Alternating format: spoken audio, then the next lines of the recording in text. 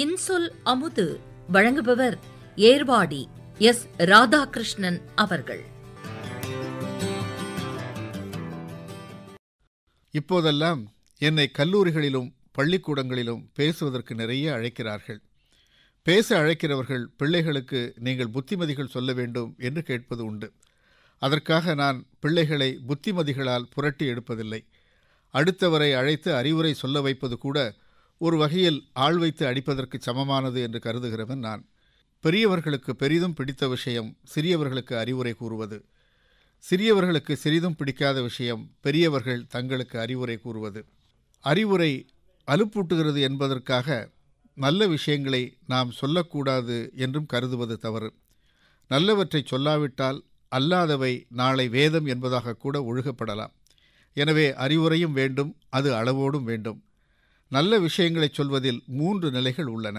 அதை உத்திகள் என்று கூட கொள்ளலாம். முதல் நிலை அறிவுரை கூறுதல். இது நேரடியாகவே கசப்பான மருந்தை குடி என்று கட்டாயப்படுத்துவதற்கு சமமானது. குணப்படுத்தும் என்றாலும் முதலில் இது கஷ்டப்படுத்தும். அடுத்தது அறிவுறுத்தல். அதை செய்யாதே, இதை செய்யாதே என்று சொல்வது. ஒன்றை செய்வதால் ஏற்படும் விளைவுகள் சொல்லுதல் அல்லது செய்வதனால் ஆன நன்மைகளை கூறுதல் அறிவுறுத்தலாகும். இது கசப்பு மருந்தை தேனில் குழைத்து தருவதற்கு இணையானது. கசப்பும் இனிப்பும் கலந்த நிலை அதிகமாக இது நம்மை படுத்துவதில்லை. 3வது நிலை அனுபவ பகிர்வு. இப்போதெல்லாம் இதுதான் அதிகமாக நடக்கிறது, அதிகமாக பயனும் அளிக்கிறது.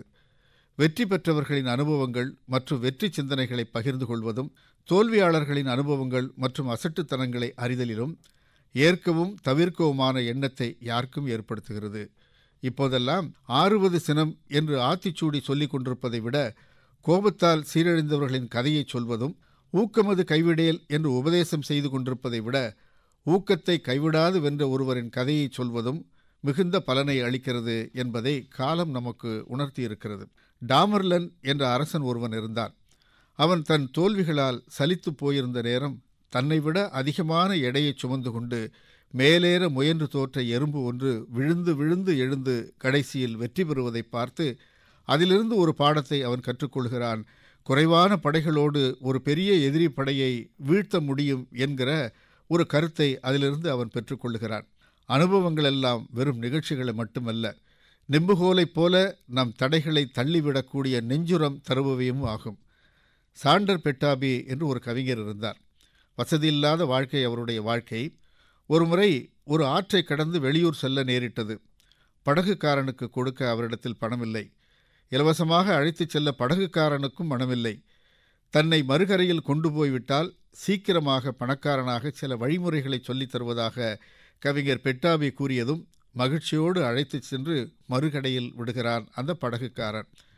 பணக்காரனாகும் வழியை சொல்வதாக சொன்னீர்களே, இப்போது சொல்லுங்கள் என்று அந்த படகுக்காரன் கேட்டபோது கவிஞர் சொன்னார், இனிமேல் எந்த வாக்குறுதியும் நம்பி அறிவுரைகளையும் கேட்டு எவனையும் இப்படி ஓசியில் அழைத்து வராதே.